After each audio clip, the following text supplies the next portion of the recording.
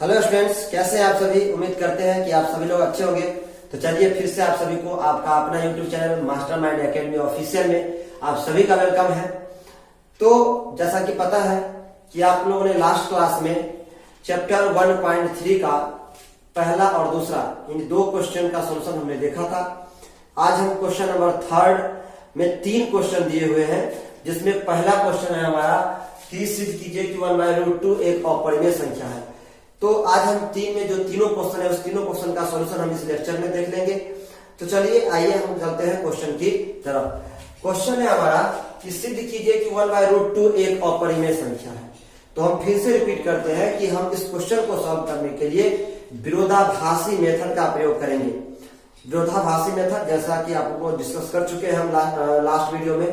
तो अगर आपने लास्ट लेक्चर नहीं देखा है तो आप पहले लास्ट वीडियो देखिए, इससे पहले वाला वीडियो देखिए और फिर इस वीडियो पे आइए तो अच्छे से समझ में आएगा। तो चलिए हम चलते हैं अपने क्वेश्चन की तरफ। क्वेश्चन है, हम सबसे पहले प्रूफ हम जानते हैं कि हम सबसे पहले मानते हैं कि माना कि 1/√2 एक परिमेय संख्या है।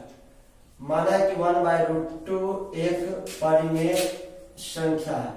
हमने मान लिया एक परिमेय संख्या है, ठीक है। इसीलिए हम कहते हैं इसको कि विरोधाभासी मेथड करेंगे, यानी हमें अपरिमेय सिद्ध करना है तो हमने क्या माना, परिमेय माना। और अगर 1/√2 परिमेय संख्या है तो इसका मतलब ये हुआ कि 1/√2 इक्वल टू P अपॉन में Q होगा, जहां Q इक्वल टू नॉट 0 तथा P और Q पूर्णांक है तथा P और Q पूर्णांक है और P और Q सह अभाज्य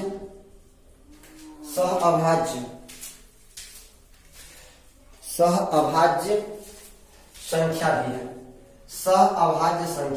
है। सह अभाज्य संख्या का मतलब हुआ कि P और Q में एक के अलावा कोई दूसरा गुणनखंड नहीं है, उभयनिष्ठ गुणनखंड नहीं है, यानी कुछ भी इसमें कैंसिल होने वाला नहीं है। तो इस तरीके से Q equal to not 0, Q बराबर नॉट 0 तथा P और Q पूर्णांक है और P और Q सह अभाज्य संख्या भी है, यानी ये दोनों सह अभाज्य संख्या है, यानी कैंसिल नहीं होगा। तो अब देखिए, अब ये कैंसिल नहीं होगा तो अब हम गुना करते हैं, क्रॉस मल्टीप्लाई करेंगे तो ये √2 Q इक्वल टू क्या हो जाएगा, P हो जाएगा, ठीक है। ऐसा हो गया। अब हम क्या करेंगे, दोनों तरफ क्या करते हैं, स्क्वायर करते हैं। तो दोनों तरफ वर्ग करने पर हम लिखते हैं दोनों तरफ वर्ग करने पर, समीकरण के दोनों तरफ वर्ग करते हैं तो दोनों तरफ वर्ग करने पर ये क्या हो जाएगा, 2Q² इक्वल टू क्या हो जाएगा, P²। 2Q² इक्वल टू क्या हो गया, P²। अब आप मुझे बताइए कि हम अगर आप जानते हैं कि अगर 2 गुना Q² इक्वल टू क्या आता है, P², तो इसका मतलब ये हुआ कि Q² इक्वल टू क्या हो जाएगा, P²/2 होगा कि नहीं होगा। अगर इस दोनों को गुना करने से P² प्राप्त होता है तो Q² इक्वल टू P²/2 हो जाएगा।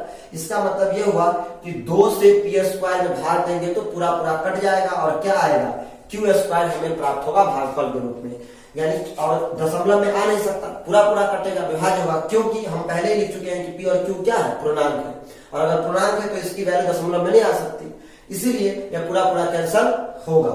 तो इसका मतलब हम यहाँ पर लिख सकते हैं, अब हम लिखेंगे कि इसका मतलब ये हुआ कि P² या हम ऐसे लिख सकते हैं 2P² को विभाजित करती है, ठीक है।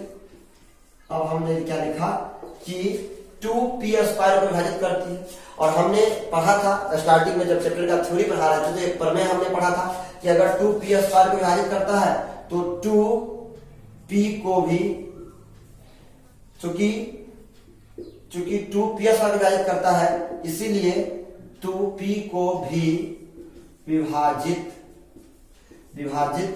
करेगा, ठीक है, अब विभाजित करेगा, ठीक है। इसको हम समीकरण 1 मान लेते हैं और इसको समीकरण 2 मान लेते हैं। अब आप जरा देखिए, अगर 2p को विभाजित करता है तो इसका मतलब p जो है वह 2 का कोई ना कोई क्या होगा, मल्टीपल होगा, यानी p का मान हो सकता है 2 हो सकता है, 4 हो सकता है, 2 हो सकता है, 4 6 हो सकता है, 8 हो सकता है, 10 होता है, तभी तो ये 2 से कटेगा p, यानी सीधा तौर पर हम कह सकते हैं कि 2 इंटू k होगा, 2k होगा, जहां k कोई पूर्णांक होगा।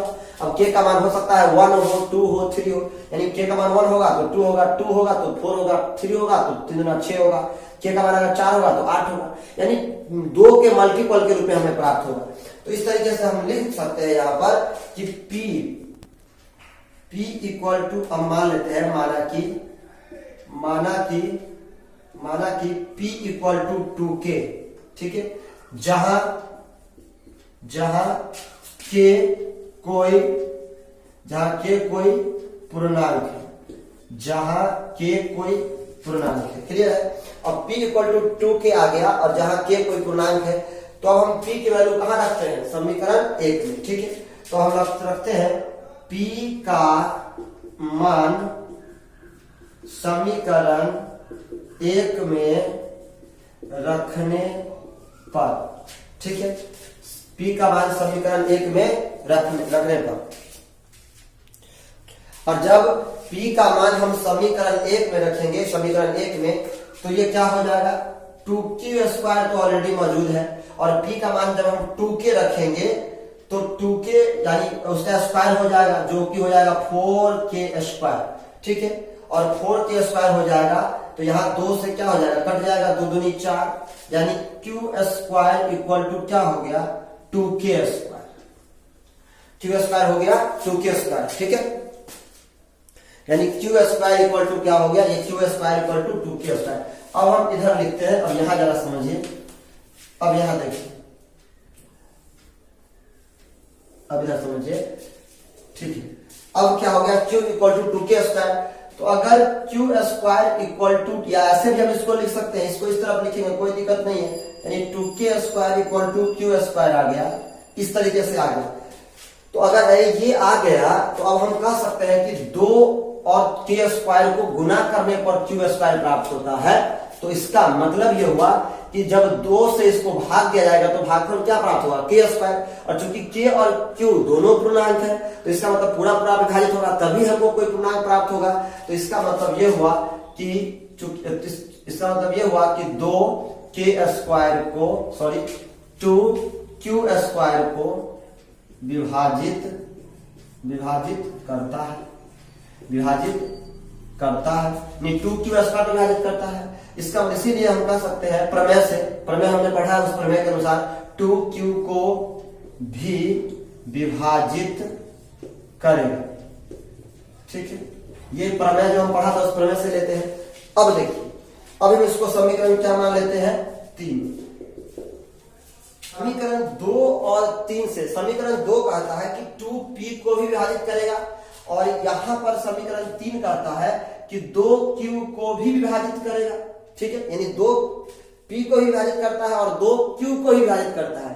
तो यहां से हम क्या निष्कर्ष निकालते हैं, यहां पर हम लिखेंगे कि समीकरण 2 तथा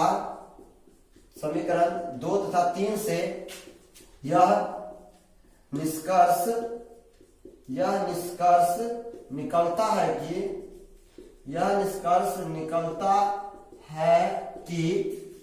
2p तथा q, या ऐसे लिख सकते हैं हम कि समीकरण 2 तथा 3 से यह निष्कर्ष निकलता है कि p तथा q के एक उभयनिष्ठ गुणनखंड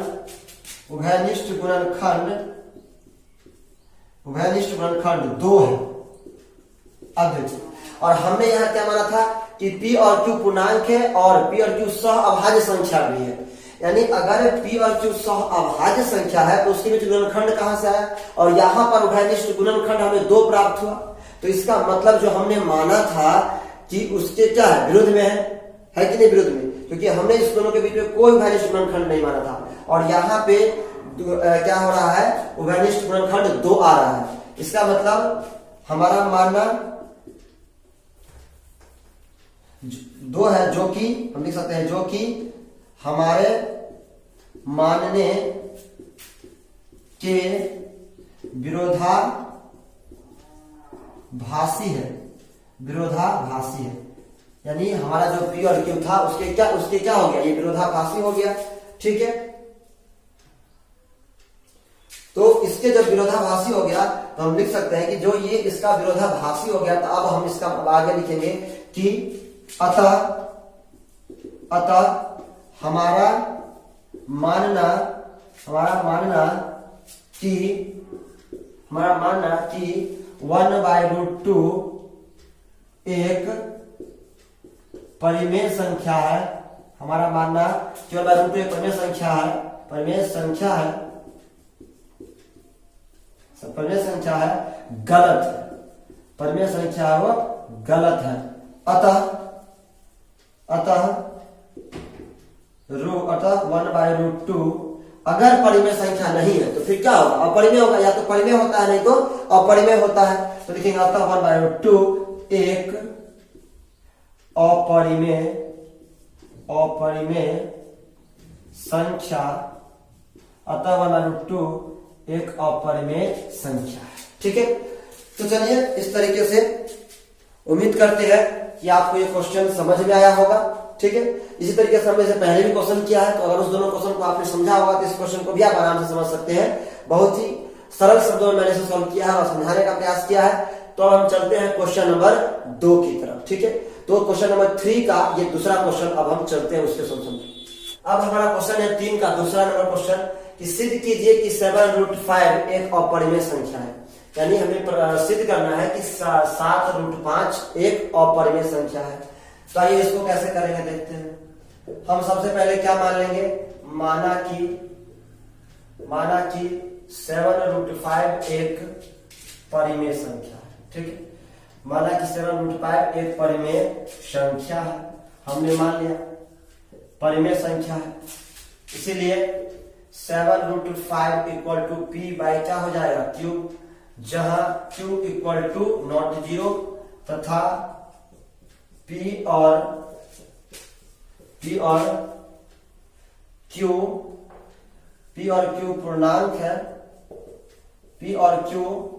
पूर्णांक है, तथा P और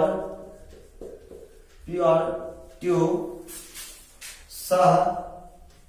सहअभाज्य संख्या भी है, सहअभाज्य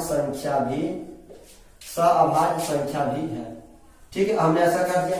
अब इसी को हम क्या लिख सकते हैं, √5 इक्वल टू क्या लिख सकते हैं, P इक्वल टू 7Q। अब देखिए P और Q पूर्णांक है तो P भी पूर्णांक हुआ और 7Q भी पूर्णांक हुआ, और पूर्णांक बटा पूर्णांक एक परिमेय संख्या होगा। तो इसको समीकरण हम क्या मानते हैं, 1, और समीकरण 1 का बाया पक्ष, क्योंकि हम पहले ही प्रूव कर चुके हैं कि √5 क्या है, एक अपरिमेय संख्या है, और ये पूर्णांक बटा पूर्णांक, और ये दोनों क्या है, P अगर पूर्णांक है और Q पूर्णांक है तो 7Q भी पूर्णांक होगा, और पूर्णांक बटा पूर्णांक एक परिमेय संख्या देगा। और √5 को हम पहले ही प्रूव कर चुके हैं कि अपरिमेय संख्या है। तो देखिए ये बिल्कुल क्या हो रहा है, विरोधाभासी प्रकट कर रहा है कि समीकरण एक का बाया पक्ष एक अपरिमेय संख्या, बाया पक्ष एक अपरिमेय संख्या है, जबकि दाया पक्ष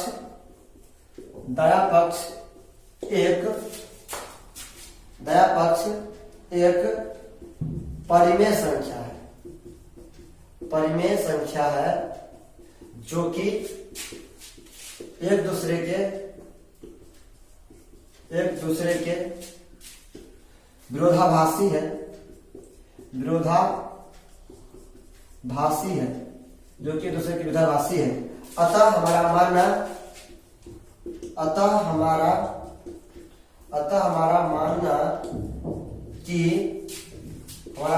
कि 7√5 एक परिमेय संख्या है,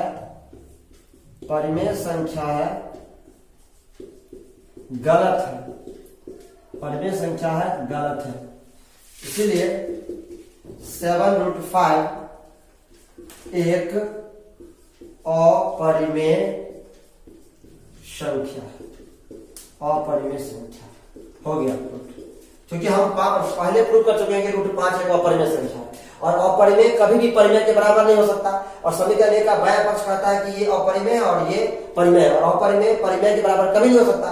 तो ये विरोधाभासी प्रकट कर रहा है, और अगर विरोधाभासी है इसका मतलब हमारा मानना कि 7√5 एक परिमेय संख्या है, गलत है। इसका मतलब ये हुआ अगर परिमेय नहीं है तो संख्या अपरिमेय होगा, तो 7√5 एक अपरिमेय संख्या है। तो उम्मीद करते हैं कि ये भी क्वेश्चन आपको समझ में आया होगा। अब हम चलते हैं क्वेश्चन नंबर 3 नंबर पे, और ये हमारा लास्ट क्वेश्चन होगा इस चैप्टर को। तो आइए हम देखते हैं। अब देखिए, अब इस क्वेश्चन को समझते हैं। क्वेश्चन नंबर 3, सिद्ध कीजिए कि 6 प्लस √2 एक अपरिमेय संख्या है। फिर हम उसी मेथड का यूज करेंगे। तो सबसे पहले हम क्या मानते हैं, माना कि 6 प्लस √2 एक परिमेय संख्या है। ठीक है, एक परिमेय संख्या है, हम विरोध में मान लेते हैं। तो माना कि 6√2 एक परिमेय संख्या, हमने परिमेय संख्या मान लिया, इसीलिए हम लिख सकते हैं कि 6 प्लस √2 इक्वल टू p/q लिख सकते हैं। जहां हम लिख सकते हैं, ये लिखते हैं कि पहले q इक्वल टू नॉट 0 तथा p और q पूर्णांक है, और p तथा p और q सह अभाज्य संख्या है, अभाज्य संख्या भी है। ठीक है, अभाज्य संख्या यानी q इक्वल टू नॉट 0, यानी q कभी 0 नहीं होगा। नीचे वाला ये क्या है, q है, q कभी 0 नहीं होगा। तथा p और q पूर्णांक है, और तथा p और q सह अभाज्य संख्या है। p और q सह अभाज्य संख्या भी है, p और q पूर्णांक भी है, और q 0 नहीं है। ठीक है, तो इसको हम ऐसे लिख सकते हैं, इसको क्या लिख सकते हैं कि √2 इक्वल टू p/q माइनस क्या लिख सकते हैं 6, या इसको हम ऐसे भी लिख सकते हैं √2 equal to p minus 6q upon में क्या q। अब देखिए, अगर ये पूर्णांक है, p और q पूर्णांक है, तो p पूर्णांक है, -6q भी क्या होगा, पूर्णांक होगा। तो पूर्णांक में से पूर्णांक घटेगा तो ये भी -6q भी पूर्णांक होगा, और q भी पूर्णांक है। और पूर्णांक बटा पूर्णांक एक परिमेय संख्या होता है। जबकि बाएं तरफ क्या है, √2, हम पहले ही सिद्ध कर चुके हैं कि √2, √3, √5 ये सब क्या होता है, अपरिमेय संख्या होता है। इसको हम समीकरण 1 मान लेते हैं, और हम लिखते हैं कि समीकरण 1 का बायां पक्ष एक अपरिमेय संख्या है, अपरिमेय संख्या है। जबकि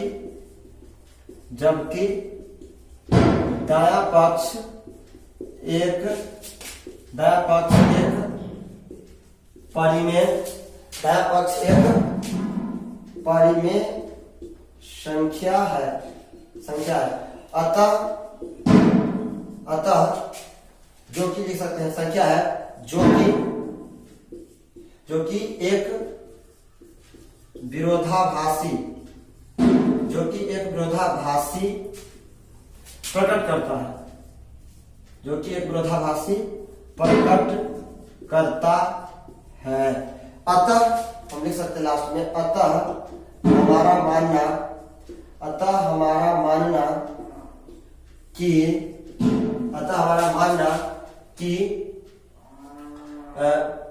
6 प्लस √2 एक परिमेय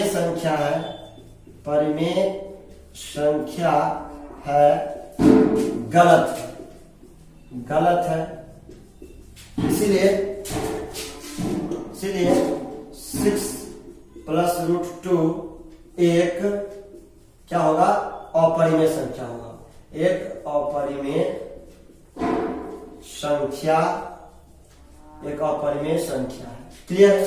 उम्मीद करते हैं कि आपको समझ में आया होगा।